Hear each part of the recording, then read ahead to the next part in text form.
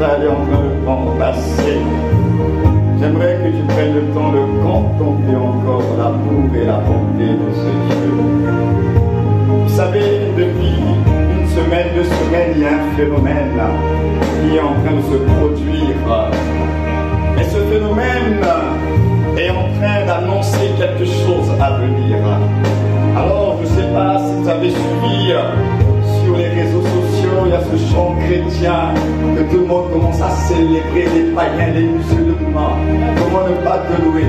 Alors quand ils sont en train de chanter ce cantique-là, ils disent Seigneur Jésus. Alors la Bible dit qu'il a fixé un jour où tout genou fléchira et toute langue confessera que Jésus-Christ est Seigneur, que Jésus-Christ est Adonai. Alors ces temps-ci sont en train d'arriver.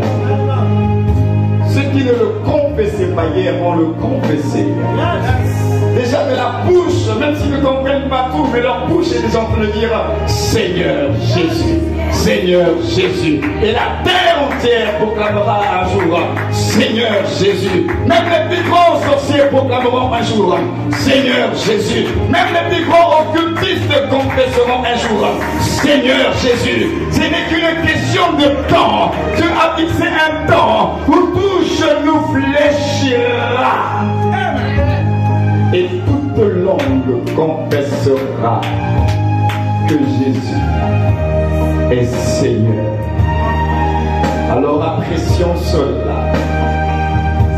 Et les mains levées vers le Seigneur, tu peux lui dire merci d'être le Seigneur, d'être Dieu. Merci Jésus d'être ce que tu es. Tu sais rassembler les peuples et les nations. La Bible dit que Hérode et Ponce Pilate étaient des frères ennemis. Et lorsque tu les as visités, ils se sont réconciliés. Tu sais rassembler, réconcilier ce que les hommes ne peuvent réconcilier. Tu peux rassembler ce que les hommes ne peuvent rassembler. N'est-ce pas toi, à travers l'Église, ce mystère caché de tout temps, qui a rassemblé dans un seul corps des hommes et des femmes de toutes tribus, de toutes nations, de toutes cultures, à travers l'Église. Et tu as fait sauter tous les murs, les limitations culturelles, et tu t'es formé un corps en Christ, dans le mystère de l'Église. Et ce matin, en ces lieux, nous venons d'horizons différents, de conditions sociales différentes, de peut-être nationalités différentes. Et voilà que autour de ta personne, tu nous as rassemblés. Oui, tu es le grand rassembleur. Et croyons à Seigneur, qui est Dieu comme toi. Nous voulons apprécier ce que tu es. Merci d'être ce que tu es, Jésus. Alors nous te cédons le contrôle ce matin. Reçois les honneurs et les hommages. Seigneur, tu sais très bien que je ne suis pas digne de me tenir devant ces hommes et ces femmes pour lesquels tu es mort. Je ne suis qu'un serviteur inutile, mais je te demande maintenant que je suis derrière ce pupitre. Ta grâce, Seigneur, d'être utile et de bénir un homme et une femme qui a quitté chez lui pour venir écouter la voix de Dieu à travers un instrument humain. Alors parle encore ce matin. Tes serviteurs écoutent, sans exprimer encore le sceau dans nos cœurs et attestent encore dans nos cœurs la parole de Jésus. Alors oui, prends toute la place et glorifie ton nom. C'est avec action de grâce dans l'excellence du nom de Jésus que nous disons Amen. Et tu peux acclamer, acclamer, acclamer, acclamer. Celui qui est digne, il est digne, il ne demande pas, il est digne. Tu sais que si tu ne fais pas, tu voles la gloire de Dieu. Une manière de voler la gloire de Dieu, c'est quand tu ne fais pas une action de grâce à Dieu. Nous lui rendons la gloire parce qu'il est digne, il est Dieu, digne de recevoir honneur, gloire, puissance, majesté, louange, exaltation. Il est le roi qui règne et qui domine à travers les siècles, les générations, dans le visible et dans l'invisible. Il reste ce qu'il est. Il est le maître des temps et les circonstances, des tempêtes de nos vies. Il est celui qui du chaos amène des choses à l'existence. Et ce qui est performe, il lui donne une forme. Il est celui qui relève ce qui tombe. Il est celui qui éclaire là où il y a les ténèbres. Il est Dieu. Il appelle à l'existence à partir de rien, mais il amène des choses à la manifestation. Il est digne de recevoir honneur, gloire et louange parce que lui seul est Dieu. Que son nom soit encore béni ce matin. Au nom de Jésus, nous avons ainsi prié. Amen, amen, amen. Gloire à Dieu. Ah, salut juste une personne et dis Dieu béni ce matin. Tu es béni ce matin, une personne plus. Donc légèrement de lumière, un accompagnement, string. Alléluia. Amen. Merci les chants, que Dieu vous bénisse encore. Oh, j'aimerais que tu dises à quelqu'un, tu es un gracié de Dieu. Vous savez, on a l'impression, quelquefois, que les choses que nous avons, ce sont des acquis. Vous savez, le 31 décembre, pour la plupart d'entre nous, on était dans des réunions, dans des prières, on a crié tous « Bonne année !» Aujourd'hui, nous sommes, parce que le 5 c'est ça, le 5 février. Toi et moi, nous sommes encore là, mais on a qui ne sont plus là. Beaucoup de ceux qui ont crié bonne année là, beaucoup ne sont plus là. Et tu ne me diras pas ce matin que si tu es là, c'est parce que tu as prié plus que les autres, tu as jeûné plus que les autres, tu t'es sanctifié plus que les autres, tu t'es consacré plus que les autres. Si tu es là ce matin, ça s'appelle la grâce de Dieu. La grâce de Dieu. Pourquoi? Parce que Dieu veut toujours se rassurer que dans tout ce qu'il fait, l'homme ne tire pas une gloire personnelle. Et lorsque tu te regardes, tu vois tes imperfections, tu vois tes manquements, mais tu es encore là, tu te dis vraiment, c'est la grâce de Dieu. Amen. Et la grâce de Dieu est là pour te rappeler que tu dois toujours être reconnaissant à l'égard de Dieu. Et ça, c'est très important. Alors, je bénis le Seigneur pour cette nouvelle opportunité qui m'a été faite de me tenir derrière ce pupitre devant des hommes et des femmes qui comptent énormément pour Dieu. Pour partager la parole de Dieu avec cette très belle thématique globale, Christ aux commandes de notre vie. Alors, j'aimerais nous faire réfléchir ce matin. On va parcourir pas mal de certains textes, certainement, mais je vais d'abord nous faire réfléchir. Tout à l'heure, je vous disais que Dieu a fixé un temps, mais ce n'est pas encore le moment. Parce que pour le moment, il y en a qui résistent encore à Dieu. Mais il a fixé un temps où personne ne va résister à Dieu. Jésus est venu, le salut nous a été offert. Et pour la plupart d'entre nous, nous reconnaissons le fait qu'il est le Sauveur. Parce que ce que je vais partager est lié à la grande thématique Christ aux commandes. Jésus est Sauveur et personne ne peut contester cela parce que dans tous les cas, il n'a pas consulté qui que ce soit pour sauver. C'est Dieu, de sa propre autorité, à cause de son amour, qui s'est abaissé et qui est venu accomplir cette œuvre de rédemption. Il n'a consulté personne, c'est son amour qui l'a poussé. Voilà pourquoi facilement nous disons Sauveur, Seigneur, plutôt Sauveur, le salut, le salut. Donc, l'œuvre de la croix nous a permis d'apprécier le salut de Dieu. Mais non, l'amour de Dieu pour nous et dans son projet global n'était pas juste de nous sauver, de nous délivrer. Dieu avait un autre projet. Et ce projet-là, c'est ce qui va se produire après la résurrection. Parce que la thématique que Christ recommande, elle est, pour mieux l'apprécier, il faut l'apprécier sous le regard de la résurrection. Parce que nous parlons beaucoup de Jésus, et souvent on reste fixé, bloqué sur la croix. Oui, Jésus-Christ est mort, mais le plan de Dieu ne s'arrête pas à la croix. Voilà pourquoi, quand nous parlons du salut global, le salut se repose sur deux vérités fondamentales. Jésus-Christ crucifié, mais Jésus-Christ ressuscité. C'est pourquoi l'apôtre Paul dit dans 1 Corinthiens 15 que si Jésus n'est pas ressuscité, 1, votre foi est vaine, 2, vous êtes encore dans vos péchés et vous avez cru en vain.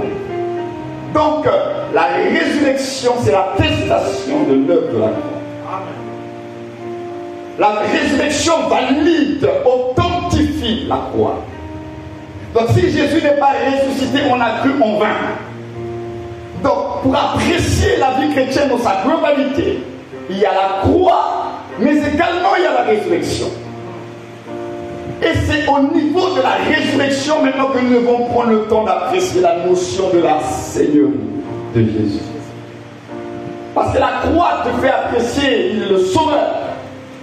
La résurrection te fera apprécier la Seigneurie. Et là encore, c'est une Seigneurie qui va être volontaire. Alors on a dit Christ aux commandes de nos vies. Christ ne va pas s'imposer dans vos vies. Alors regardez une autre chose, je vais vous faire réfléchir. Quand on n'est pas en Christ, Satan et ses démons, ils ont la possibilité de vous posséder. Et quand on vous possède, ça veut dire que tout votre être est sous contrôle. Esprit, âme et corps. Vous faites des choses que vous ne voulez pas faire. Vous êtes contrôlé. Vous êtes possédé. Mais quand Christ vient dans nos vies, Christ ne nous possède pas. C'est ça ce que vous devez comprendre. C'est-à-dire qu'il y a en vous ce qu'on appelle, dans votre âme, ce qu'on appelle le libre arbitre. Et bien qu'étant enfant de Dieu, à ce niveau-là, c'est là qu'il y a le poste de commande. Nous parlons de Christ aux commandes de nos vies, bien sûr. Où se trouve la commande? C'est au niveau de votre âme. Vous avez le libre arbitre. Alors vous êtes rempli du Saint-Esprit, oui, mais vous n'êtes pas possédé du Saint-Esprit. Parce que dans tout ce que Dieu fait, il vous laisse toujours avec la capacité de vous autodéterminer. De telle sorte que dans tout ce que vous faites, vous ne dites pas je le fais parce qu'on m'a obligé de le faire. Je ne savais pas, il y a quelque chose qui m'a poussé. Non, nous devons faire les choses avec toute la conscience, volontairement. S'il y a un endroit que Dieu ne violera pas, c'est votre libre arbitre. Voilà pourquoi même en matière de prière, Dieu ne vient pas dans la vie des hommes si on ne l'invite pas. Pourtant, Dieu connaît toutes choses. Dieu est capable de tout. Mais lorsque vous ne lui donnez pas le droit, il ne le fait pas. À des exceptions près. De façon générale, Dieu a besoin que tu lui donnes le droit d'agir dans ta vie. Voilà pourquoi nous disons, Seigneur, que ton règne vienne. C'est pas lui qui vient s'imposer, c'est toi qui dis, Seigneur, viens. Tant que tu ne l'invites pas, c'est comme le Saint-Esprit. Il est là pour nous aider, il est là pour nous assister. Mais tant que tu dis pas, Saint-Esprit, assiste-moi, soutiens-moi, il ne le fera pas. Il faut que tu lui demandes assistance. Pourquoi? Parce que tu es en détresse. Votre âme et votre libre arbitre est le bien le plus précieux que Dieu nous a donné. Il ne violera pas ça. Il ne va pas violer cela. Alors on dit Christ aux commandes, oui. Mais pour que Christ soit aux commandes, tu dois comprendre un certain nombre de choses. Et ce matin, mon sous-thème, c'est tout simplement lâcher prise. Je veux vous parler de ça, lâcher prise. Parce que pour qu'il soit aux commandes, il faut que tu lui donnes la place. Parce que jusqu'à présent, quand tu as cru, tu es toujours aux commandes.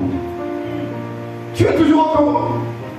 Tu as accepté Jésus, mais tu es toujours aux commandes. Maintenant, lui te dit, lâche prise.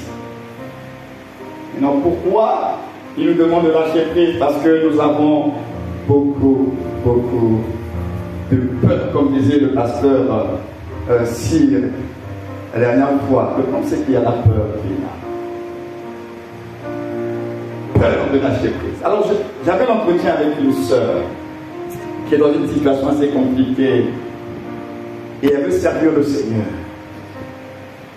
Mais sa situation, en réalité, n'honore pas Dieu. Et moi, j'ai bien observé et je me suis rendu compte que cette personne-là, elle gère des peurs. Alors, j'ai envie de comprendre quelles sont ses peurs. Alors, nous avons discuté avec cette sœur. Je lui ai dit, mais dis-moi un peu, ta situation là, quelle est ta plus grosse peur? Parce que je constate que tu as du mal véritablement à prendre une décision. C'est là qu'elle m'a avoué, elle m'a dit oui. Maintenant, si demain cette situation ne marche pas, là je n'ai plus de travail, dans ma famille c'est compliqué, comment je vais vivre? Comment je vais vivre? Qu'est-ce que je vais devenir? Et souvent, c'est toutes ces questions-là que nous nous posons et qui renforcent le sentiment de peur et de crainte. Maintenant, le problème est, pourquoi on a peur? On est en Christ. On va lire des textes tout à l'heure, mais on a peur.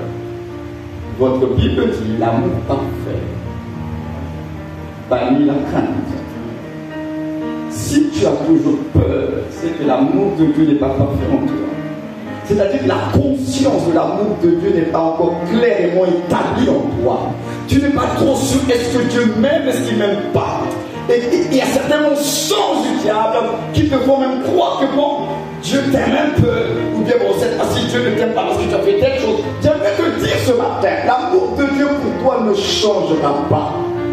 Même quand tu te consacres plus, Dieu ne t'aimera pas plus. Même quand tu tombes dans le péché, Dieu ne t'aimera pas moins. L'amour de Dieu reste invariable. Dieu ne change pas. C'est nous qui changeons. C'est nous qui nous éloignons de Dieu. Mais Dieu reste toujours là pour toi et moi. Amen. Donc, quand tu ne prends pas conscience de la chose qui t'a introduit dans le salut, tu vas développer des peurs. Parce que si tu es sauvé, c'est parce que Dieu a tant aimé le monde. C'est l'amour qui l'a poussé à s'abaisser de cette façon. C'est son amour qui l'a poussé au dépouillement. C'est son amour qui l'a poussé à cette humiliation. C'est l'amour de Dieu. Alors, c'est cet amour qui t'a introduit dans le salut. Et c'est le même amour qui doit t'accompagner dans la vie de résurrection. Amen. Mais le problème, c'est que l'Église aujourd'hui doit prendre conscience. Il est toujours dit, je persiste et je signe. L'Église de ces derniers temps connaît beaucoup de choses. Elle a beaucoup d'informations. Mais l'Église de ces derniers temps a un problème de conscience de la vérité. On entend des choses, mais on en est conscient. C'est ça qui fera toute la différence. Parce que la force de votre foi va passer par la conscience de la vérité. S'il n'y a pas la conscience de la vérité, votre foi ne sera pas forte. Ça sera que des discours, ça sera que des slogans. Alors nous devons prendre conscience de la vérité. Alors on va lire certains textes ce matin pour nous aider à comprendre. Christ aux commandes et le fameux lâcher prise. Nous sommes dans Matthieu chapitre 6. Matthieu chapitre 6, ce sont des passages que nous connaissons, mais je veux ce matin vous amener à l'appréciation de ces passages, tout en reprécisant que Dieu, lorsqu'il parle, il parle toujours avec intention. Dieu n'est pas un plaisantin. Dieu ne parle pas parce qu'il doit parler. Quand Dieu parle, c'est que c'est sérieux. Quand Dieu parle, c'est que c'est vrai. Matthieu 6, à partir du verset 25. C'est pourquoi je vous dis, ne vous inquiétez pas de ce que vous mangerez et boirez pour vivre, ni de ce dont vous habillerez votre corps. La vie n'est-elle pas plus que la nourriture et le corps plus que le vêtement? Regardez les oiseaux du ciel, ils ne sèment pas et ne moissonnent pas, ils n'amassent rien dans les greniers. Et votre Père Céleste les nourrit. Ne valez-vous pas beaucoup plus qu'eux? Qui de vous, par ses inquiétudes, peut ajouter un instant à la durée de sa vie? Et pourquoi vous inquiétez au sujet du vêtement? Étudiez comment poussent les plus belles fleurs des champs. Elles ne travaillent pas et ne tissent pas. Cependant, je vous dis que Salomon lui-même, dans toute sa gloire, n'a pas eu d'aussi belle tenue que l'une d'elles. Si Dieu habille ainsi l'herbe des champs qui existe aujourd'hui et qui demain sera jetée au feu, ne le fera-t-il pas bien plus volontiers pour vous, virgule, gens de peu de foi? Ne vous inquiétez donc pas et ne dites pas que mangerons-nous, que boirons-nous, avec quoi nous habillerons-nous. En effet, tout cela, ce sont les membres des autres peuples qui le recherchent. J'aime bien cette version, on dit les membres des autres peuples. Dans nos autres versions, on dit les païens. C'est assez violent hein, quand on dit les païens. Et lui dit les membres des autres peuples parce que nous sommes un peuple à part. Alléluia. Alors, votre Père Céleste sait que vous en avez besoin. Votre Père Céleste sait que vous en avez besoin. Je répète, votre Père Céleste sait que vous en avez besoin. Recherchez d'abord le royaume et la justice de Dieu. Et tout cela vous sera donné en plus. Ne vous inquiétez donc pas du lendemain, car le lendemain prendra soin de lui-même. À chaque jour suffit sa peine. Alors ce discours de Jésus est très important et profond. Alors nous le lisons comme ça, alors que Jésus est en train de nous révéler des choses très fortes. Il dit ne vous inquiétez de rien. Donc, il traite la question des inquiétudes. Pourquoi? Parce que l'être humain gère justement les fameuses inquiétudes. Les gens souffrent d'AVC, les gens souffrent des problèmes d'estomac et tout ça. Ce sont les inquiétudes. Alors pourquoi on s'inquiète? Parce que je vais commencer par là pour comprendre après le lâcher plus tard. Pourquoi on s'inquiète? Alors je vais partager à l'église et j'aimerais vous le partager également. Regardez, on s'inquiète généralement des choses que l'on n'a pas encore obtenues. Quand tu as déjà une chose, tu ne t'inquiètes pas, tu es heureux, tu célèbres la chose. Et le Seigneur me l'a fait comprendre avec est-ce qu'il y a une bouteille? Maman, donne-moi ta bouteille. J'ai envie de vous aider à comprendre quelque chose, même avec des images. Comme le Seigneur me l'a instruit. Vous voyez cette bouteille-là? Chacun de vous voit cette bouteille, mais chacun de vous n'a pas la même perception de cette bouteille. Certains vont voir une bouteille à moitié vide, d'autres vont la voir à moitié pleine. Deux perceptions complètement différentes. Une bouteille avec un contenu. Que vois-tu? Et cette bouteille représente ta vie. Que vois-tu? Alors il y en a dans la vie qui sont focalisés sur ce qui n'existe pas. Et quand tu es focalisé sur ce qui n'existe pas, sur ce que tu n'as pas encore obtenu, voilà pourquoi tu as peur, voilà pourquoi tu as des inquiétudes. Parce que tu te dis, mais comment je vais faire? Ça va se passer comment? Et là, à force de te poser des questions sur les choses que tu n'as pas, que tu ne possèdes pas, que tu ne maîtrises pas, ça va voler ta paix. Ça va voler ta joie, ça va voler ton appétit, ça va voler ton sommeil, ça va détruire ta santé. Pourquoi ta santé est détruite? Parce que tu es focalisé sur ce qui n'existe pas. Et le Seigneur dit que le lendemain prendra soin de lui-même. Donc ça veut dire que le lendemain ne t'appartient pas. Ce qui t'appartient, c'est maintenant. Parce que toi et moi, après ce qu'on ne sait pas, même ce soir, on ne sait pas si on va se réveiller demain. Alors le Seigneur veut nous délivrer des inquiétudes. Apprenons plutôt que de se focaliser sur ce que tu n'as pas encore obtenu. Apprends plutôt à célébrer ce que tu as déjà reçu. Célèbre ce que tu as déjà reçu. Parce que lorsque tu vois ce que tu as déjà fait dans ta vie, alors ça va te communiquer la foi des d'espérer que demain, Dieu fera encore. Alors tu te diras, s'il y a eu un peu là, si le peu là, c'est Dieu qui me l'a donné, c'est que Dieu peut faire encore.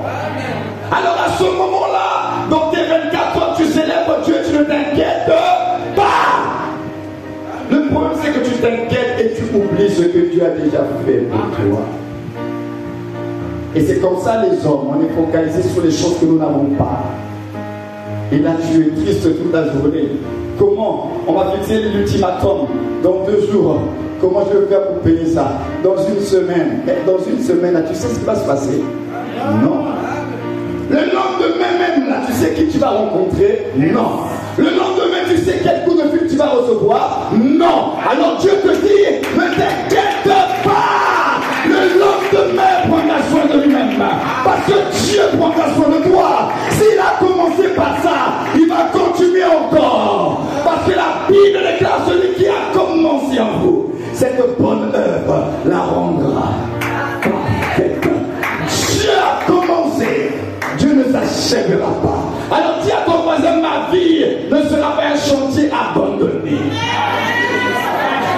Ah oui, ta vie ne sera pas un chantier abandonné. Ce que Alpha a commencé, Omega va clôturer cela. Alléluia. Il est Alpha, il est Omega. Si c'est Alpha qui a commencé, alors tu as l'espérance que ça va se terminer. Parce que Omega, c'est le Dieu des achèvements. Omega, c'est le Dieu qui a le dernier mot. Omega, c'est le Dieu qui a la dernière décision. Omega, c'est celui qui met un terme à toutes choses. Et lorsque Dieu se lève, personne d'autre peut se lever. Omega. Alors il dit, ne vous inquiétez de rien. Apprenez à célébrer ce que vous avez déjà reçu. Ce que vous n'avez pas encore reçu, Dieu va faire. Regardez, je prends des exemples quelquefois simples, mais qui font peur, hein, mais ça nous pousse à la réflexion. Regardez, on est tous ici. On a tous la vie. On a nos activités, on a nos enfants, on a tout. Imaginez le scénario.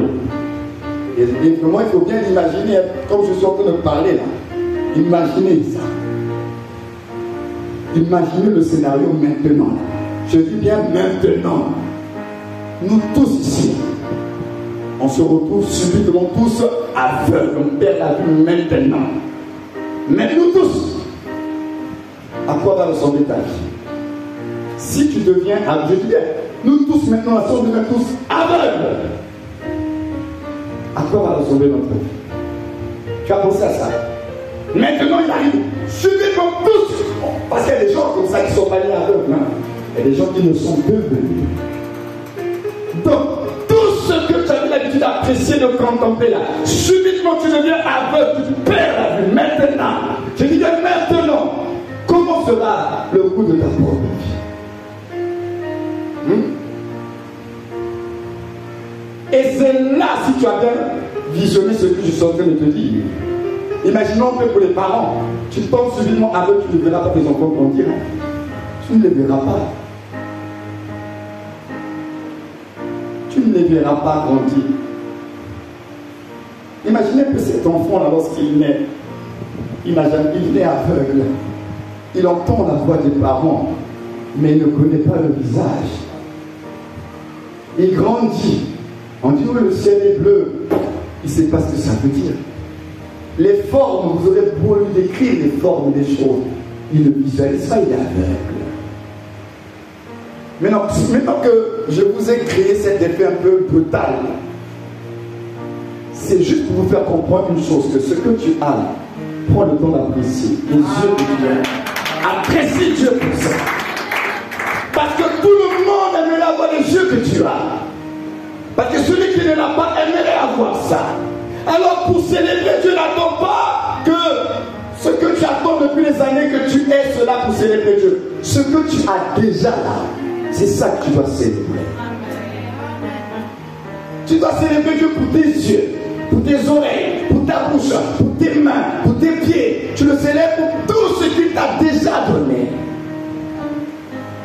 Avec l'espérance que Dieu donnera encore dans ta vie. Maintenant, Jésus dit le problème, c'est quoi? Pourquoi les gens s'inquiètent? Ils disent chante de peu de foi. C'est un problème de la foi. Le problème de l'église, c'est un problème de foi. C'est la foi. Pourquoi tu t'inquiètes? Et là, j'aimerais te dire une autre chose. Puisqu'on parle de la foi. Quand Jésus, je vous fais encore réfléchir ce matin. Quand Jésus est mort, il y a plus de 2000 ans, toi et moi, là, on était là. On n'était pas là. Qui nous dit que c'est vrai que Jésus est mort? Puisqu'on n'était pas là. Qui nous dit que même la Bible, là, on raconte les histoires, est-ce que c'est vrai? Alors les plus spirituels me diront, oh, apôtre, le témoignage du Saint-Esprit intérieur, oui, le témoignage du Saint-Esprit, de tout le monde n'a pas ça. On nous raconte une bonne nouvelle. Jésus est mort à la croix. Qui dit que c'est vrai? Mais ce qui est étrange, si je vous posais la question ce matin, qui croit à la mort de Jésus, qui est sauvé, si vous allez lever la main, Jésus est mort à la croix. Jésus est mort à la croix. Mais tu crois en une œuvre que tu n'as pas vue. Mais tu crois que Jésus est mort pour toi.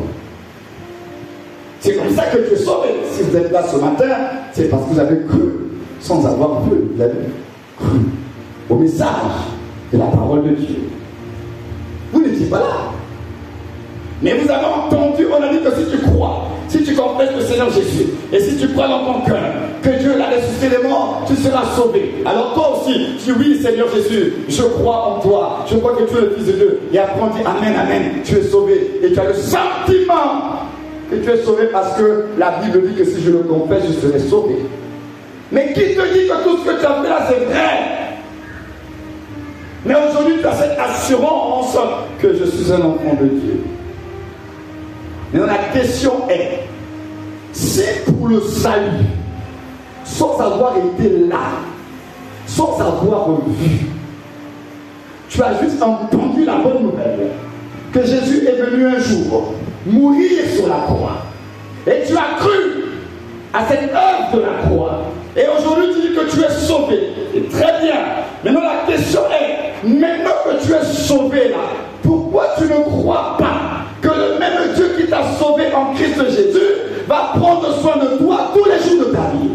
Et c'est ça le problème de la chrétienté. On a la foi pour croire au salut, mais on n'a pas la foi de croire que Dieu peut gérer aussi notre quotidien. Pourtant, il a dit, mon juste vivra par la foi. La croix t'a communiqué la foi. Maintenant la foi que tu as reçue là, avec la résurrection, t'a mené à marcher avec Dieu. Pose-toi la question, pourquoi tu n'as pas la foi et pourquoi tu as peur? Pourquoi tu as peur? Aujourd'hui tu dis que tu es un enfant de Dieu, d'accord? Et pourquoi tu te dis pas, est-ce que c'est vrai cette affaire de Jésus là? Est-ce que c'est vraiment vrai même? Tu crois. Mais pourquoi tu ne crois pas que Dieu peut prendre ta vie en main? Le même Dieu qui a pris ton problème spirituel, il a traité ça à la croix. Maintenant ton problème socio-matériel là, tu penses que Dieu ne peut pas le faire. Vous voyez comment le diable peut le mentir, les enfants de Dieu. Le problème spirituel le plus important, le Seigneur a réglé cela à la croix. Maintenant pour les quotidiens là, tu as du mal à croire et tu doutes. Mais comment on peut croire à de tels mensonges? La foi, c'est avoir la foi, mais c'est garder la foi. Et c'est pourquoi nous avons beaucoup d'inquiétudes. Parce que nous avons beaucoup de raisonnements. Est-ce que vraiment il va le faire? C'est pourquoi le Seigneur a pris. Vous voyez, il prend même des images. Il prend des images pour dire, mais regardez même les oiseaux. Les oiseaux, Dieu dit, c'est moi qui m'en occupe. Quand vous lisez ça, ne lisez pas ça n'importe comment. Dieu dit que les oiseaux, c'est moi qui m'en occupe. Les fleurs, même si demain ça va mourir, c'est moi qui les range. Et il dit vous, si les oiseaux, une simple créature, les oiseaux, Dieu dit j'en prends soin. Et il dit vous, il dit ne valez-vous pas plus que. Donc Dieu dit que ta valeur est supérieure. Ce qui n'est pas de ta valeur, Dieu dit j'en prends soin. Maintenant, toi, ta valeur est supérieure. Dieu dit, maintenant, pour toi-même, là, est-ce que tu penses vraiment, si moi je prends soin de ce qui n'a pas la même valeur que toi, maintenant, toi qui es mon fils bien-aimé, ma fille bien-aimée, en qui j'ai mis toute mon affection, penses-tu que je ne vais pas prendre soin de toi? C'est ça la réflexion de Jésus. Il dit, mais regardez, donc il nous pousse à regarder la nature pour nous amener à voir la foi. Il dit, mais si la nature, j'en prends soin, maintenant vous qui êtes mes enfants, pourquoi je ne peux pas m'occuper de vous? Il dit, ne valez-vous pas plus que les oiseaux? Et à la fin, il dit, gens de peu de foi. Le problème, c'est la foi. Mais pourtant, la foi, elle se repose sur ce que Dieu a dit, sur ce que Dieu a fait. Donc, cette première partie de mon message, c'était d'abord pour nous créer cet électrochoc. On a des inquiétudes. Et c'est pourquoi, à cause de tout ça, on ne veut pas lâcher prise. Parce que l'être humain aime être au contrôle du processus, du commencement jusqu'à la fin. On aime savoir ça va commencer comment, ça va se terminer comment. On aime savoir les chemins que ça va emprunter. Or, dans le langage de la foi, Dieu te dit non. Toi, crois seulement au résultat final. La manière de faire, laisse-moi m'en occuper. Toi, crois seulement à la fin de l'histoire. Et c'est ça qui nous perturbe. Parce que nous, on veut tout comprendre. Dieu te dit, tu n'as pas besoin de tout comprendre. Crois seulement au résultat final. Regardez comment Dieu traite avec nous. Souvent, quand tu te montres des choses, Dieu te montre la fin, ce que tu vas devenir. Oh Dieu, une élévation, une gloire. Souvent, ce que tu vois là, c'est la fin. Mais le chemin pour atteindre ce que tu vois dans les rêves là, tu ne connais pas. Hein? Oh oui, le Seigneur m'a dit, il va t'élever, tu seras une grande personne. Oui, ça c'est la fin, ça c'est le résultat. Oh, j'ai vu une grande gloire. Oui, ça c'est le résultat. Mais le chemin pour cette gloire, pour cette élévation, tu ne le connais pas. Alors Dieu s'arrange à ce que ta foi soit sur le résultat final, pas sur les chemins. C'est pourquoi la plupart d'entre nous, ils ne montrent pas les chemins. Ils te montrent seulement la fin pour que tu gardes la foi. Dieu montre la fin à Joseph. Il montre l'élévation et sa gloire. Mais il ne montre pas à Joseph le rocher, qu'il soit vendu, qu'il soit en prison. Dieu ne montre pas le chemin. Dieu a montré la fin. Et souvent, c'est ce que Dieu fait dans vos vies. Donc, quand vous aimez dire, Seigneur, parle-moi là, Dieu va te parler, mais va te montrer le résultat final. Une grande gloire sur toi. Amen. Merci Seigneur. Mais comment ça va se passer? C'est ça le problème. Alors comme on ne maîtrise pas tous les process, on vit certaines difficultés, et c'est là que tu vas remettre en question le résultat final. Parce que dans les chemins, tu dis non, est-ce que Dieu m'avait même bien parlé? Alors que Dieu, il a bien parlé. C'est toi qui ne connaissais pas le chemin. Lui t'a montré la fin pour que tu gardes la foi. C'est pourquoi notre Dieu est sage. Il est obligé de te montrer la fin. Mais pourquoi Dieu te montre la fin? C'est pour que tu gardes la foi. De telle sorte que lorsque tu vas passer par des vallées, par des chemins, par des collines et tout ça là, tu ne perds pas de vue le résultat final. Tu avances avec le résultat final. Tu marches avec le résultat final. Tu sais que même si je tombe, je me relèverai. Parce que Dieu a dit ceci sur ma vie. Donc Dieu te montre la fin pour te donner la foi. Et la foi, c'est elle qui va t'accompagner. Et non dans tous les chemins. C'est pourquoi il dit, ne vous inquiétez de rien. Mais dans le problème, on dit Christ aux commandes. Il faut lâcher prise. Hein? C'est pourquoi la première vérité, je l'ai toujours dit et j'aimerais le redire ce matin, Galates 2:20. Il faut retenir un verset de ma prédication, c'est Galates 2:20. Galates 2:20. Ce verset-là, il y a quelques années en arrière, j'avais l'impression qu'il fallait avoir atteint une certaine spiritualité, une maturité. C'est comme si c'était le diplôme de fin d'études. Je dis, bon, maintenant tu as bien travaillé, tu t'es bien sanctifié, tu t'es bien consacré, et tu peux maintenant déclarer cela. Jusqu'à ce que le Seigneur se révèle à moi et me dise le contraire de toute cette fausse croyance que j'avais pendant des années et qui m'avait bloqué. Galates 2:20 dit ceci. J'ai été crucifié avec Christ. Ce n'est plus moi, vous entendez? Ce n'est plus moi qui vis. C'est Christ qui vit en moi. En d'autres termes, ce n'est plus moi qui suis aux commandes. C'est Christ qui est aux commandes. Et si je vis maintenant dans mon corps, dans votre vie de tous les jours, il dit je le vis dans la foi au Fils de Dieu.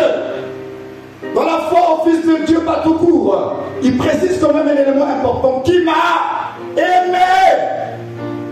Donc la foi là doit se reposer sur son amour. Au Fils de Dieu qui m'a aimé et qui s'est donné lui-même pour moi. Je ne rejette pas la grâce de Dieu. En effet, si la justice s'obtient par la loi, alors Christ est mort pour rien. Donc Paul est en train de dire que maintenant que vous êtes en Christ là, ce n'est plus vous. Parce que la nouvelle création, ce n'est plus toi.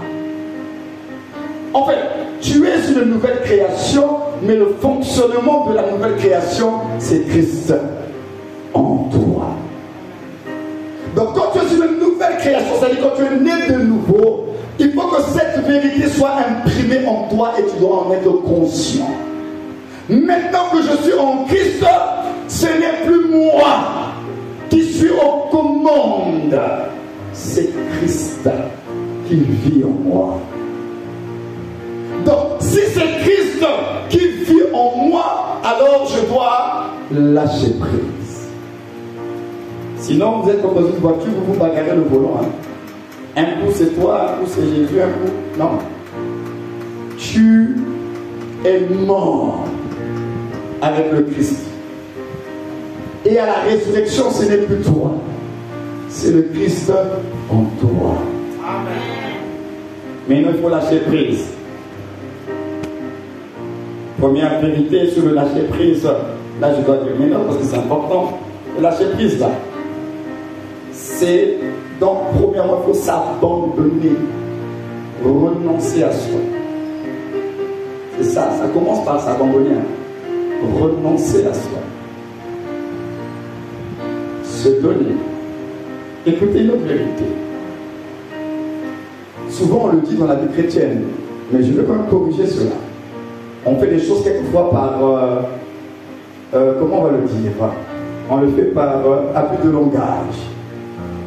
On n'est pas en Christ parce qu'on a donné sa vie à Jésus. Non. Souvent nous le disons, hein. Moi je vous dis, nous tous on a dit ça. Tu n'es pas né de Dieu parce que tu as donné ta vie au Seigneur. C'est parce que dit la Bible. Tu es né de Dieu parce que tu as reçu la vie de Jésus. C'est lui qui se donne d'abord. Ce n'est pas toi qui te donne. C'est lui qui vient comme un don que toi tu dois recevoir. C'est pourquoi la Bible dit qu'à tous ceux qui l'ont reçu, à tous ceux qui l'ont reçu, elle a donné le pouvoir de devenir enfant de Dieu. D'abord, c'est toi qui reçois le don de Dieu. Tu vas lui donner ta vie après, mais pas là, au stade de la nouvelle création. C'est le don de Dieu que nous recevons tous. Dieu a tant aimé le monde qui s'est donné. Après, tu ne peux pas donner le péché. Si on reçoit d'abord le don, Seigneur Jésus, viens, je t'accepte, je te reçois. Ça commence par recevoir le don de Dieu. Dieu vient te donner sa vie pour que tu aies la vie. Amen. Maintenant que tu reçois la vie de Dieu et que tu es une nouvelle création, c'est maintenant à ce moment-là que tu vas donner ta vie sur l'autel pour que Christ vive à travers toi. Amen. Oh, je vais le répéter. Quand Dieu nous donne la vie, il vient comme un cadeau. C'est lui qui met l'initiative de se donner, ça ne dépend pas de toi. Toi, tu reçois le don, tu reçois la vie. Maintenant que quand tu as reçu le don de Dieu et que tu as eu la vie de Dieu, maintenant tu es une nouvelle création.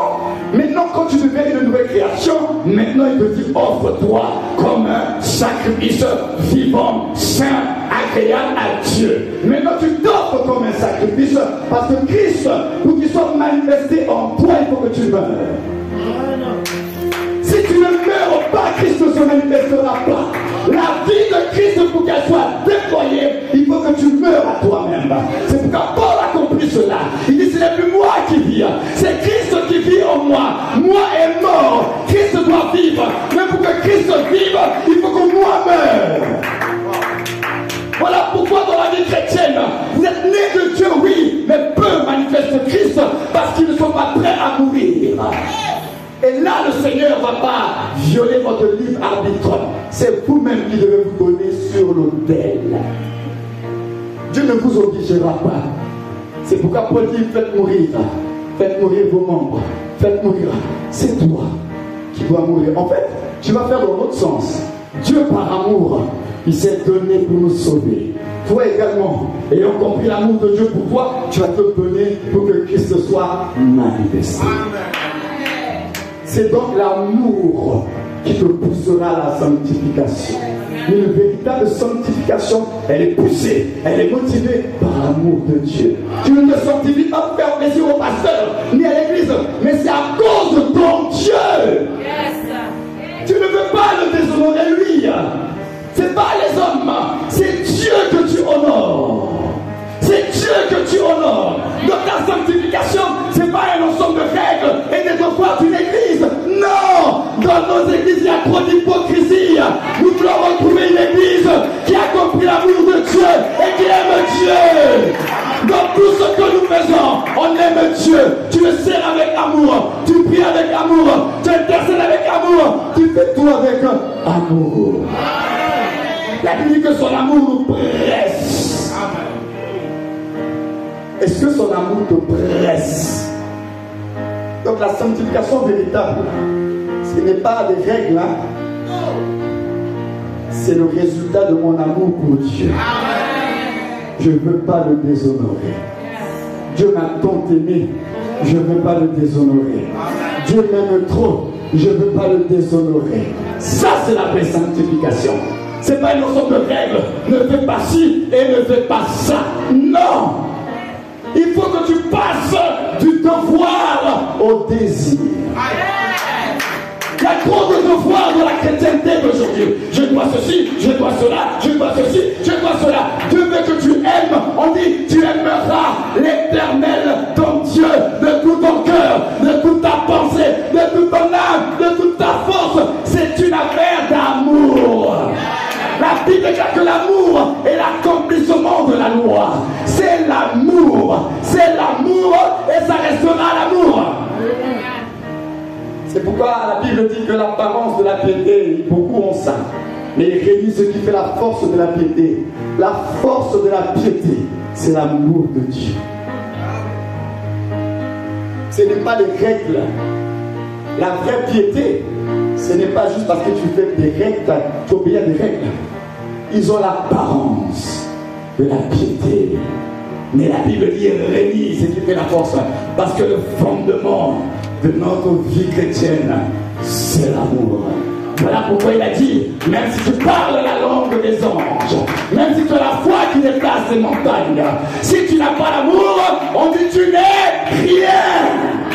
L'amour restera le fondement de la foi. Et la Bible ajoute même la foi. On dit votre foi est agissante. Elle est agissante par l'amour. L'amour active même la foi. Amen. Donc ça commence par comprendre l'amour de Dieu pour vous. Le prix qu'il a payé pour vous. Et en réponse à son amour, vous allez servir Dieu. Amen. Avec amour. Donc c'est d'abord, premièrement, vous lâchez prise. vous devez vous abandonner.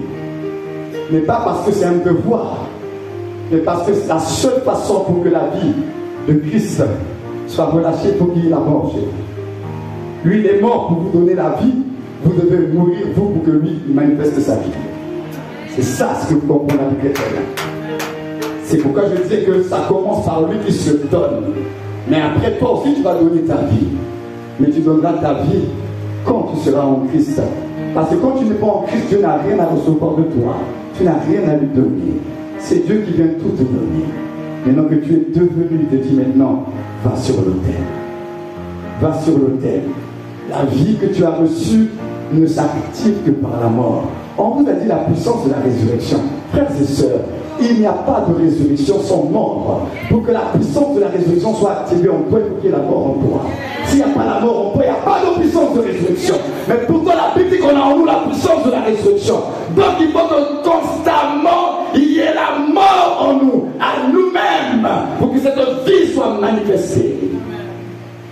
Alors c'est pourquoi Christ n'est pas bien révélé dans nos vies, parce que nous nous bagarrons le volant. Il y a toi, il y a lui, il y a toi, il y a lui. Chacun peut prendre le contrôle. Mais lui, il te dit non, ça ne marche pas comme ça. C'est moi qui suis le Seigneur. Alors quand tu dis Seigneur, ce n'est pas des slogans. Seigneur, en même temps, tu es en train de dire c'est toi qui es le maître de tout. C'est toi qui prends le contrôle de tout.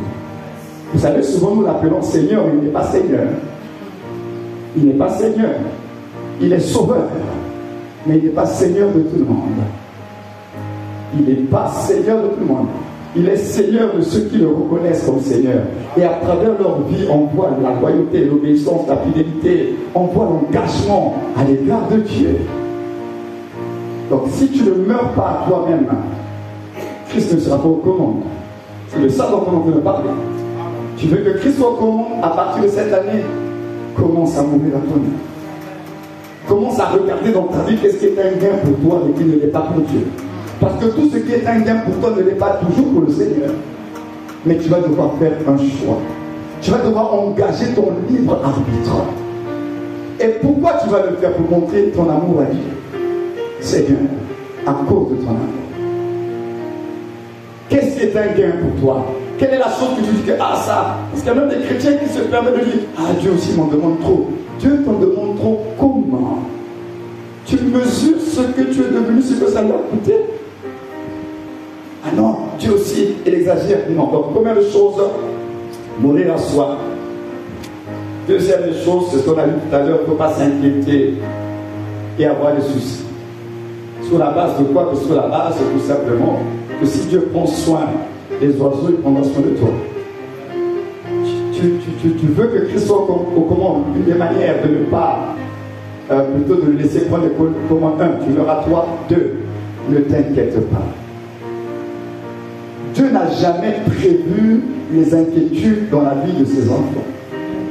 Ça n'existe pas dans son dictionnaire et dans son vocabulaire pour vous. La seule chose que toi et moi on doit s'inquiéter, on doit se préoccuper, c'est le royaume de Dieu. Voilà pourquoi vous allez remarquer dans le Matthieu 6 que je vous ai fait tout à l'heure, le même verset qui s'en suit, on a inséré le verset 33, où il dit cherchez d'abord. On introduit ce verset-là dans un contexte où les gens sont en train de s'inquiéter. Il dit, au lieu de vous inquiéter de votre vie, il dit cherchez d'abord le royaume et la justice de Dieu. Et le reste viendra par-dessus. Donc au lieu de t'inquiéter, Dieu te dit que si tu dois t'inquiéter véritablement, c'est pour les vraies choses. Tu dois te préoccuper pour le royaume de Dieu. Seigneur, comment je peux toucher les gens dans mon quartier? Comment je peux être utile? Comment tu peux m'utiliser pour faire X ou Y choses? Ça, oui. Aide-moi, donne-moi la stratégie. Ça, oui. Mais les autres choses, il dit, ne vous inquiétez pas de ça. Pourquoi le verset 33 est là-dedans? La seule préoccupation, la seule chose qui doit te faire transpirer, c'est pour le royaume. Amen. Le reste, Dieu te dit, je vais m'en occuper. Donc, 1, meurs à toi. 2, ne t'inquiète pas. Et ça va être un challenge, hein? Mais je vous prie de relever ce défi pour cette année. Et moi, j'ai pris la décision, hein? Et ça, je l'ai communiqué dans toute notre famille d'église. J'ai pris la décision de ne plus regarder le verre à moitié vide, mais de le voir à moitié plein.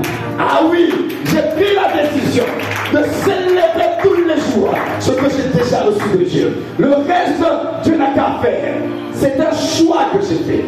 Je ne veux plus regarder à tous les manquements. Parce que vous savez, quand vous regardez trop à tous les manquements, à ce qui ne marche pas, vous ne prenez pas le temps d'apprécier ce qui avait déjà marché.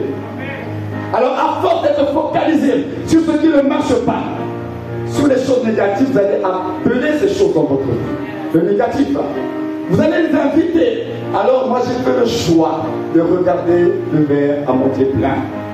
En me disant que si le verre de la bouteille est arrivé à ce niveau-là, c'est la grâce de Dieu. C'est que la grâce de Dieu peut encore me faire avancer. C'est une philosophie de vie. J'ai fait le choix de ne plus me focaliser sur ce que je n'ai pas, mais de célébrer ce que j'ai reçu de Dieu. Amen. Ça devient une philosophie de vie. Ça te libère des inquiétudes, ça te libère du stress, parce que nous avons compris que notre Dieu veut que tu puisses vivre un jour à la fois. Est-ce que tu me comprends? Un jour à la fois. Il dit chaque jour suffit sa peine. Ne te projette pas dans une semaine avec les forces que tu as aujourd'hui. Alors souvent tu te dis, ah, je ne vais pas y arriver. Comme je suis fait aujourd'hui, qu'est-ce que même je vais arriver pour demain? Qui t'a dit que demain tu seras faible? Apprends à vivre un jour à la fois. Dieu t'a donné 24 heures, fais ce que tu peux faire aujourd'hui. Demain tu ne sais pas. Pourquoi tu te prends la tête? Dites-moi un peu. Mais toi tu te prends la tête pour des choses qui concernent un lendemain, lui-même Dieu, ça ne t'appartient pas. Le lendemain est une inconnue pour toi. Aujourd'hui, toi tu maîtrises aujourd'hui. Maintenant, comment tu peux te focaliser toute ton énergie sur le lendemain, sachant que ce lendemain-là, il n'y a aucune preuve, certitude que tu vas vivre ce lendemain? Comment laisser le lendemain, les semaines à venir prendre toute ta place dans ton aujourd'hui? Ça pollue ton aujourd'hui, ça te vole ta paix, ça te vole ta joie et tu sors du repos de Dieu. Dieu veut que tu restes dans le repos. Apprends à célébrer aujourd'hui avec la force qu'il te donne aujourd'hui. Demain, il n'y a aucune garantie. Je vous dis la vérité. Demain, il y a la suite de notre cadavre. Mais il n'y a rien qui nous garantit qu'on va être ici demain. Il n'y a rien. Jésus peut même revenir ce soir. Donc il n'y a rien. Demain est un cadeau de Dieu. Demain, c'est un don de Dieu. Donc quand tu as compris cela, tu apprends à vivre dans le repos de Dieu. Le repos de la foi, en t'appuyant sur la grâce de Dieu. Vivez, je vous dis la vérité, Église, un jour à la fois. Ne vous laissez pas encombrer par les défis du lendemain. Le lendemain prendra soin de lui-même. C'est ça le mystère de la manne. Dieu s'est arrangé. Vous savez, Dieu aurait pu faire en sorte, quand je vous fais tomber la manne, faites un stock, le plus grand stock, même pour un mois, même pour 2 semaines, faites le stock. Dieu a refusé cela. Parce que Dieu est un père, c'est l'éducateur. Parce que dans le monde de Dieu, c'est le langage de la foi. Alors Dieu, qu'est-ce qu'il fait? Il dit que la manne, ce n'est pas on stocke pas la manne. On prend juste pour aujourd'hui. Demain, là, moi-même, je vais encore donner. Donc tous les jours, ils étaient soumis à la foi. Tous les jours, ils devaient croire que si Dieu m'avait donné le pain d'hier, là, il peut me donner le pain aujourd'hui. Voilà pourquoi Jésus a dit dans la prière de notre Père, donne-nous aujourd'hui notre pain quotidien. Le pain quotidien, pas le pain de la semaine, pas le pain du mois, le pain quotidien. Ce que Dieu te donne, c'est pour aujourd'hui. Demain, c'est un autre jour. Demain, c'est d'autres défis avec Dieu. Pourquoi il le fait? C'est parce que Dieu veut que son peuple reste dans le repos. Les gens ne sont pas dans le repos. Les chrétiens sont trop dans les inquiétudes. Dieu veut nous délivrer. Il veut que tu vives le repos de la grâce. Tu t'inquiètes trop. Je vais faire comment? Ça se passait comment? Mais qui t'a dit? C'est ça le problème. On t'a dit que dans 2 jours, si tu ne trouves pas l'argent là, on va aller à la justice. On est dimanche, on t'a dit que c'est mercredi. Regardez comment nous tous on se comporte. Comme on t'a dit que c'est mercredi, regarde comment dimanche tu es. Tu n'as plus la paix. Tu es là. Je vais faire comment? Ça va se passer comment? Eh Dieu, on est là, on est dans beaucoup d'inquiétudes. Je ne dis pas qu'il faut être passif, il faut que tu sois clair là-dessus. Tu fais ta part. Mais le reste, tu es un enfant de Dieu. Laisse ton papa céleste s'occuper de toi. C'est la foi. C'est la foi. Donc si tu es trop inquiet, et Dieu lui-même dit, mais tu dois savoir une chose, Dieu n'exauce pas les inquiétudes, Dieu n'exauce pas les plaintes, Dieu n'exauce pas les pleurs. C'est pourquoi il a dit que même malgré vos inquiétudes, personne ne peut rallonger sa vie. Vous voyez comment il est radical là. Jésus est radical sur la question Il dit, ce ne sont pas vos inquiétudes qui vont rallonger votre vie. Donc tu comprends alors par là que les inquiétudes ne sont pas une solution. Les inquiétudes ne sont pas une solution. Tu ne peux pas opter pour les inquiétudes, ça ne va rien t'apporter de bon. Les inquiétudes, ça va te détruire, voler ta paix, ta joie, ta santé, ton sommeil, ton appétit. Les inquiétudes ne sont pas une solution. Jésus traite la question des inquiétudes de façon radicale. Tu ne vas pas ajouter. Donc quand tu pries, Seigneur, regarde, les yeux tu m'attends. Seigneur, si je veux, tu n'informes pas Dieu. Je vous l'ai dit, je vais le répéter. Prier, ce n'est pas informer Dieu. Lorsque tu pries, tu ne l'informes pas. Il connaît déjà le commencement et la fin de ta vie. Donc même quand tu pries, la fournaise ardente, le Seigneur connaît. Prier n'est pas un moyen d'information. Quand tu pries, tu rappelles à Dieu seulement ce qu'il connaît. C'est tout. Parce que Dieu est un être relationnel. Il aime nous entendre parler. Mais pas parce qu'il veut que tu lui donnes des informations. Dieu veut juste communiquer avec les humains. C'est tout ce qu'il veut. Il n'a pas besoin que tu lui apportes des solutions. Il connaît toutes choses. Donc la prière là, c'est juste un moyen qui te donne de participer à ce qu'il fait sur la terre des hommes. Mais en réalité, que tu pries, que tu ne pries pas, il est capable d'agir dans ta vie. Donc quand tu as compris Dieu de cette façon-là, tu ne t'inquiètes plus. Mais la Bible dit qu'il faut lui faire part. Des supplications, on présente à Dieu nos difficultés. Seigneur, voici mes pardons. Mais quand tu as déposé, maintenant c'est ça le problème. Quand tu as déposé là, tu as déposé, tu ne viens plus prendre.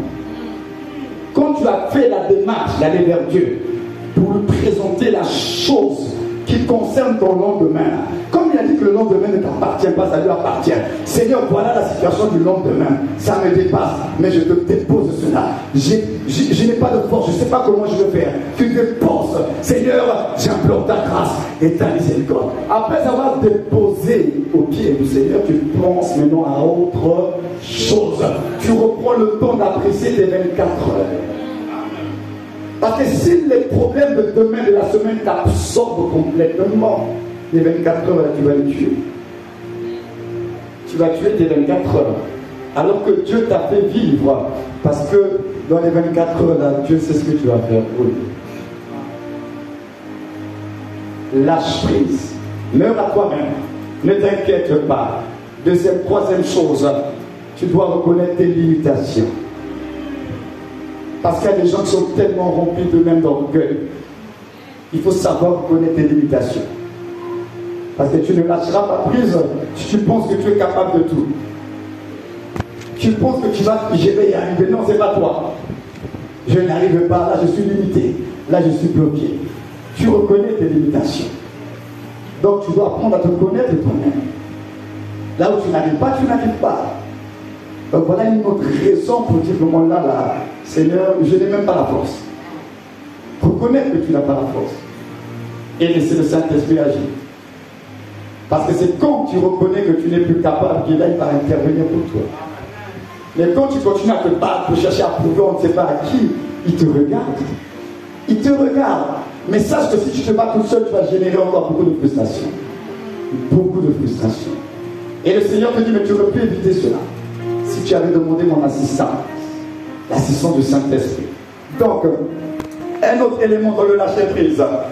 Nous devons accepter, et ça je vous l'avais dit, mais je le répète, tu dois accepter et intégrer en toi que le lendemain ne t'appartient pas. Dès que ça sera clair dans ton esprit que le lendemain ne t'appartient pas, alors tu n'auras pas peur de lâcher prise. Parce que le lâcher prise, là, c'est les choses que tu ne maîtrises pas. Mais c'est lui, ça lui appartient. Donc, tu dois accepter et intégrer que le lendemain ne t'appartient pas et que chaque jour suffit. Je parle d'intégration, je ne parle pas d'information. Tu intègres, tu es conscient de cela. Et que chaque jour, tu es conscient que le lendemain ne m'appartient pas. Il faut avoir la conscience. Chaque jour suffit sa peine. La peine d'aujourd'hui, ce n'est pas la peine de demain. Les challenges d'aujourd'hui, ce ne sont pas les challenges de demain. Intègre ça. Ne te dis pas que comme aujourd'hui ça n'a pas marché, c'est que c'est sûr que demain aussi ça ne marchera pas. Ce que tu confesses là, ce que tu crains, c'est ce que tu crains, c'est ce qui t'arrive. Alors il y a certaines choses dans vos vies, c'est même pas le diable, ce sont vos peurs qui ont engendré ces choses. Ce que tu crains, peut-être que tu ne te rendais pas compte, mais les peurs et les craintes, ça génère des choses. Hein? Donc ce que tu crains, c'est ce qui t'arrive. Il y a des choses qui t'ont atteint, qui t'ont touché dans ta vie, c'est à cause de tes peurs, à cause de tes craintes. Et chaque fois que tu as la peur, tu crains, ça va te toucher. Il n'y a rien à faire là. Je dis, ben là, ce n'est pas le diable. Ce n'est pas le diable, c'est toi-même. Ce que tu crains, c'est ce qui va t'atteindre. Alors, fais attention. Chaque fois que tu fais, j'ai peur, je ne sais pas si ça va marcher. Tous ces langages négatifs là, parce que tu l'as dit, c'est ce que tu vas vivre. La vie et la mort sont le pouvoir de la langue. Quiconque l'aime montrera les fruits. Si tu ne fais que parler négatif, ça ne marche pas, ça n'ira pas, tu ne sais pas. S'il n'y a que ça dans ton langage, tu vas vivre ça. Et je le répète, ce n'est pas le diable, c'est toi-même qui es le prophète de ta vie. Alors, je suis quasiment à la fin. Lâcher prise. Comment tu peux faire pour lâcher prise? Tu dois apprendre. Et c'est ce que j'ai anticipé tout à l'heure en disant, tu dois apprendre à aligner tes pensées, tes paroles, ton comportement sur la parole de Dieu. En d'autres termes, tu dois parler la parole. Tu dois apprendre à aligner tes pensées, tes paroles sur la parole. Quand tu es rempli de la parole de Dieu, tu ne vas pas t'accrocher à quelque chose. Tu vas lui faire confiance. Aligner ses pensées, ses paroles, son comportement sur la parole de Dieu. En d'autres termes, tu dois te conformer à la vérité. Chaque fois que tu es un chrétien qui pratique la parole de Dieu, qui obéit à la parole de Dieu, Christ est en train de travailler par ton obéissance. Par ta soumission et ton obéissance, Christ est en train de prendre les commandes. Parce qu'il voit en toi la soumission et l'obéissance. Une autre façon de lâcher prise, tu dois te concentrer sur ce que l'on a, c'est ce que je disais tout à l'heure, et pas sur ce que tu n'as pas encore obtenu. Plus tu es concentré sur ce que tu as reçu, moins tu vas avoir des peurs et tu seras en totale paix de laisser Jésus continuer à conduire ta vie. Mais si tu te concentres que sur le négatif, je vous ai dit tout à l'heure, ça ne marchera pas. Parce que tu vas chercher toujours des solutions qui viennent de toi. Avant-dernière vérité, lâcher prise, tu dois lâcher prise en réalisant l'œuvre de la grâce. Pour entrer dans le repos de la grâce par la foi. Donc tu dois réaliser l'œuvre de la grâce pour entrer dans le repos de Dieu. Mais ça, je vais le développer dans les décrets qui seront faits cette semaine avec moi, parce que je vais traiter dans le décret qui m'a été donné. On va parler du oui et de la main. Amen. Et je vous parlerai un peu du oui et de la main, mais avec les décrets. Le oui et la main. Parce que la faveur de Dieu se trouve en Christ. Mais qui est le Christ? Il est le oui. Il est la main. Alors je vais terminer en disant, pour lâcher prise, nous devons redevenir comme des enfants qui savent et qui se sentent. Écoutez bien ce que je dis. Hein. Les mots, je les utilise soigneusement. Redevenons des enfants qui savent et qui se sentent, savent et qui se sentent aimés par le Père. Je répète, redevenir comme des enfants qui savent et qui se sentent aimés par le Père. Parce que lorsque un enfant sait qu'il est aimé et il ressent cet amour de ses parents, cet enfant-là, il ne développe pas de peur. Cet enfant-là, il est confiant dans la vie. Et quand les parents lui parlent, il obéit, il leur fait confiance. Parce qu'il se sait et il sent l'amour des parents. Tant tant que l'amour de Dieu ne sera pas parfait en toi, ça va être un problème. Donc tu dois redevenir comme un enfant. Je sais que Dieu m'aime. C'est pourquoi vous allez remarquer, quand ces enfants-là, ils savent que les parents les aiment. Alors même s'ils sont sur un mur, le papa, il est là, il dit, allez, saute, je vais te rattraper. Au départ, il a un peu de réticence. Papa, il dit, saute, vas-y, viens. Il tombe. Papa prend juste les bras, il saute. Et puis à un moment donné, l'enfant, il va sauter. Et son papa va le rattraper. Parce qu'il sait que ce monsieur-là, il ne va pas le laisser tomber. La question, c'est quelle image tu as de ton papa céleste? Est-ce que tu sais que Dieu t'aime? Est-ce que tu ressens l'amour de Dieu pour toi? Parce que si tu sais que Dieu t'aime, alors tu comprendras, il ne va pas te laisser mourir dans ta situation. C'est ça le problème. Il ne te laissera pas. Il ne te laissera pas. Donc c'est pourquoi, pour lâcher prise, vous aurez compris, c'est l'amour. C'est l'amour. C'est pourquoi, comme c'est l'amour, je conclue. Deux choses.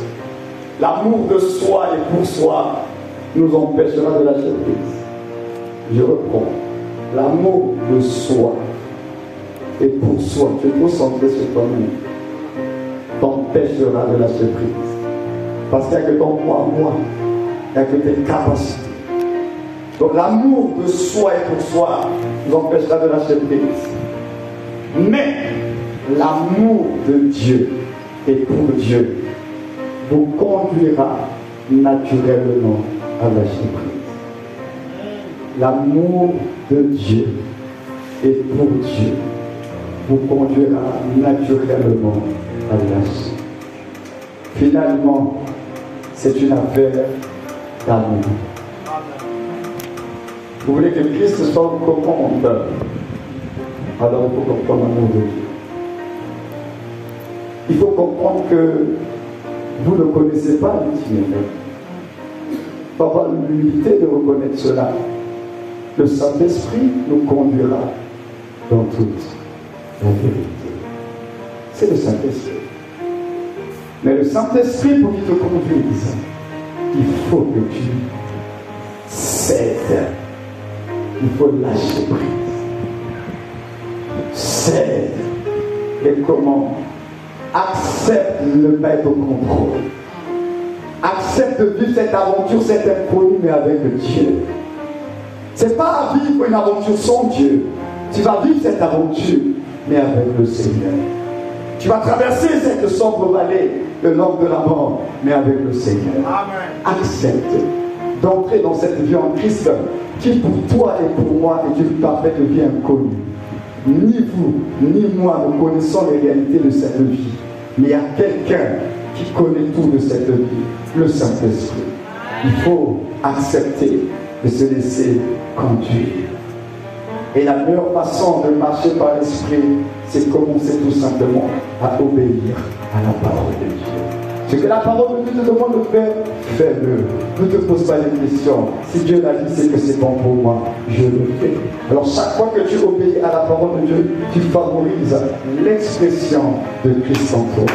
Tu favorises la manifestation de Christ en toi. Parce que ton obéissance activera la vie Zoé qui dort en toi. Il y a une vie qui dort en toi, mais elle a besoin d'être activée.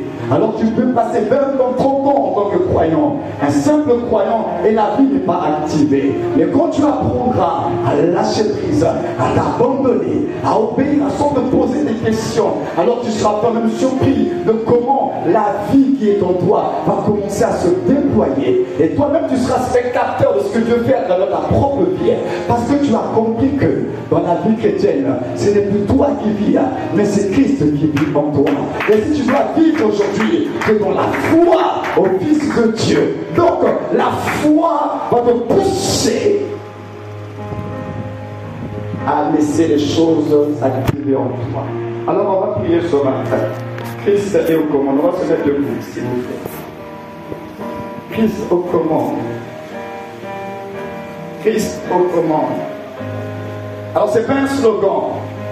Le Seigneur a inspiré votre pasteur Et je pense que cette inspiration, elle vient devant le trône de Dieu.